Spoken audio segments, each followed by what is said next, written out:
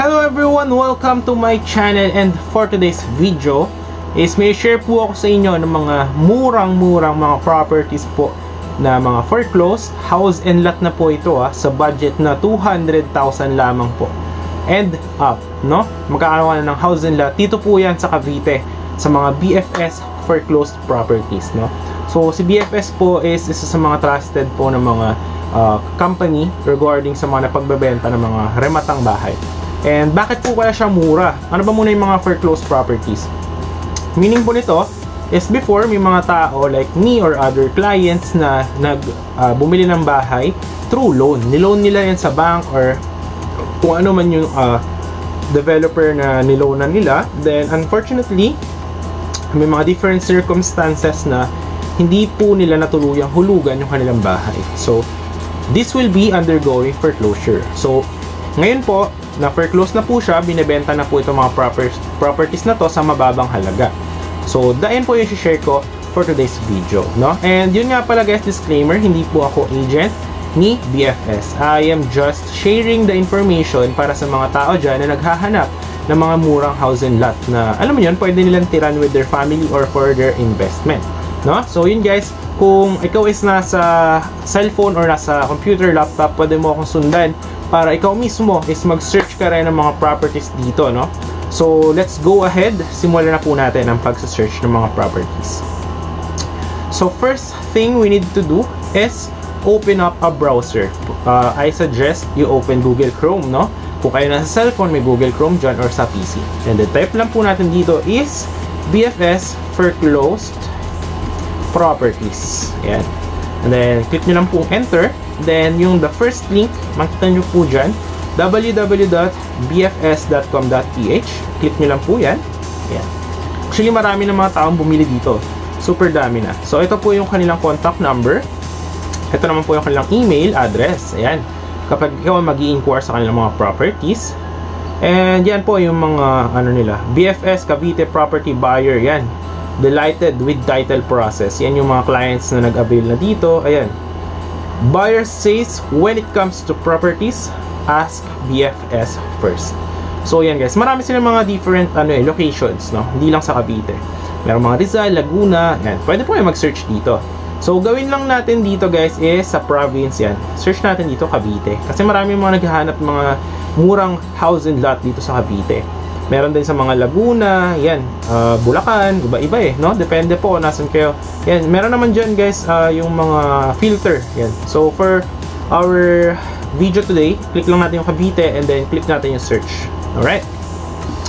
So in here, makikita nyo na guys, so napakadaming properties. Ayan. So tulad nito, sa Dasmariñas po yan, sa Homes Resort Ville, 224,000 lamang po. So click nyo lang yung details dito. Ayan. Then here you will see property ID, house and lot po siya. Row house po yung type ng bahay. So block 27, lot 15, Camia City, Homes Resort Ville, Langkaan, Dasmariñas, Cavite. So lot area po is 38 square meters. Then yung floor area is 24 square meter. That is for only 224,000 and may house and lot ka na po. So, yan po siya guys. If you are interested sa property, yan, inquire about the property. Lagay nyo lang po yung name nyo, yung email, and then yung contact number nyo, and your message regarding sa inquiry. And send mo po yung inquiry dito sa website nila. Alright. So, disclaimers po. Offer prices are subject to change without prior notice. Yan. BFS does not make any representation with respect to these properties. So, we encourage you to make an inspection of the property. Yan. So, as is where is. Alright? So, meaning po nito, this is foreclosed property. Kayo po ang mag-due diligence sa property. Alright? Since ito po ay mura, kayo yung mag-i-inspect mismo kung pasado siya sa inyo at okay siya sa inyo. Kasi as is where is po ito. Once you bought this sa BFS, is kung okay na sa inyo yung papeles, then you will pay. And then kayo na po yung mag-aasikaso nung mga transfer of ownership. Pero pwede nyo rin sa kanila ipasikaso yun, pero there is a fee. Pero actually, sa mura ng mga bahay na to, guys, napakasulit na nito. Yeah. So, all taxes are responsibility of the buyer. Hindi naman ganun kamahal yung mga taxes. Basta make sure lang po natin na yung mga tulad nito Amilyar, yan, hindi naman ganun kataasan, and yung mga ano niya, yung documents is good. Alright, so yan. These properties may still subject to transaction or proceeding which involves government agency. So BFS has no control over and makes no representation with respect to the time it will take. So meaning nito guys, example, nag-process kayo ng mga transfer ng mga papeles. Si BFS, wala po siyang control once pinasa na yung paper sa government agency. Dahil alam naman po natin sa government natin, napakatagal po ng process ng mga papeles, lalo na sa real estate, kung hindi nyo po alam. Kasi ako mismo, nagpa-process din po ako ng mga papel dyan. And napakadaming beses mo magbabalik-balik sa mga BIR, deed of registry, and sa munisipyo. At napakaraming mga permit na babayaran. Pero, gayon pa man guys, sulit po ito dahil sa price na mura is, syempre, make an effort, no? Make an effort para ayusin yung mga yan. Kaya nyo yan, kasi kaya ko nga, kaya ng ibang tao, kaya nyo din yan. So, yun guys. Tingin pa po tayo ng ibang properties. Ayan, sa Nai Cavite, ayan o, 247,000 lang o.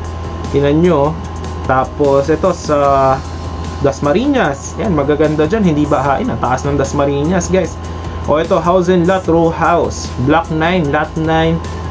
Villa Apollonia, Poblacion Nai Cavite. Lot area is 40 square meter, floor area is 24 square meter. Price po is only 247,000. So very affordable po yan, no? So ito naman guys, house and lot po yan sa Dasmariñas, Cavite. Block 60, lot 8, Confederation, Ali City Homes, Dasmariñas. So that is for 38 square meter po yung lot. Then yung bahay is 36 square meter. So malaki po yan, no? Then ang price is only 264,000 pesos lamang po. Yan. So marami dito guys, napakadaming properties na available. Ayan, no? Sa City, ano rin, sa Street City Homes, Carnacion, Langkaan, Dasmariñas. So 269,000 lang, may bahay ka na. Ayan. So, ayos naman dito sa BFS Properties guys. Ang dami ng mga bumili dito actually. Super dami ng tao nang bumili dito. Very affordable din. Example, gusto mo siyang gawing parentahan. Hindi yun, pwede mo siya bilhin then make it for rent, no? So, pwede mo siya gawing passive income, no? Pero syempre, i-ano natin, i-renovate natin, ayusin natin yung bahay para naman mas presentable, diba? So, yan. Meron din dito sa mga iba-iba yung subdivision eh. May Mabuhay Homes, St. Remediosville, yan. Sa Naik, meron din. Ito sa 13 Martires, maganda rin dito, mahangin. Ayan, sa Block 9, Lot 21, Adelina Lakeshore Subdivision, 13 Martires City, Cavite. Ayan. Tapos, meron din sa Golden City, 295,000 lang po. Ayan. So, very, dito guys, ang dami ng properties dito guys. Ito sa Tansa, 317,000. Sa Block 1, Lot 19, no?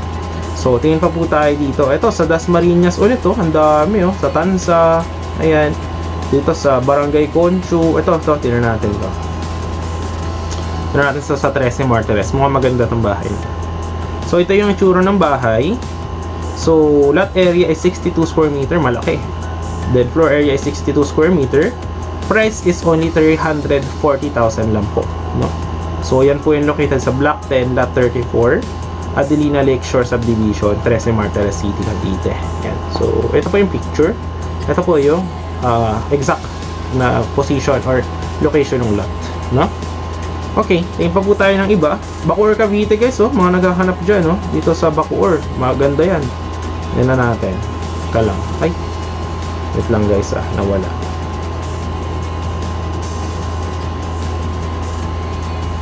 Wait lang guys, nawala. Ito guys, meron pa sa Cavite, tingnan natin to guys. Ito 47 square meter, row house. 341,000 lang, dito yun sa Bacoor, sa Halcyon, Cavite, Valleyfield Subdivision, no? So very affordable din yan. Inquire lang kayo dito guys, para ma-contact nyo yung BFS if you want these properties, no? Tapos meron din dito sa mga 13.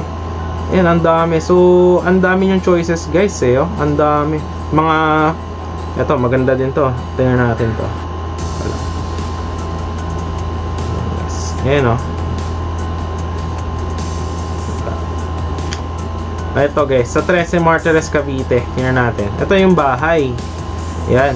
So, maganda actually siya. Ayan, sa mayroon siyang kalsada. Then yun yung exact location ng property. So, single attach, block 3, lot 53. Dun ulit sa 13 Martires Cavite. Malaki yung lot area niya, 81 square meter. Tapos 394,000 lang po. So, napaka-affordable po niya, no? Kung nga naghahanap dyan ng property. Ito sa Silang Cavite, ito maganda, mura lang, oh. Alam nyo naman sa Silang Cavite, malamig dyan, parang Tagaytay ang weather. Ito 60 square meter po yung floor area tsaka lot area. Sa lot 5, drive, executive homes, Bulihan Silang Cavite. Ayan siya guys, oh, ayan yung property. Ayan. So ito po yung block 4 lot 5. Ayan, meron ng green para hindi ka na mahirapan, di ba?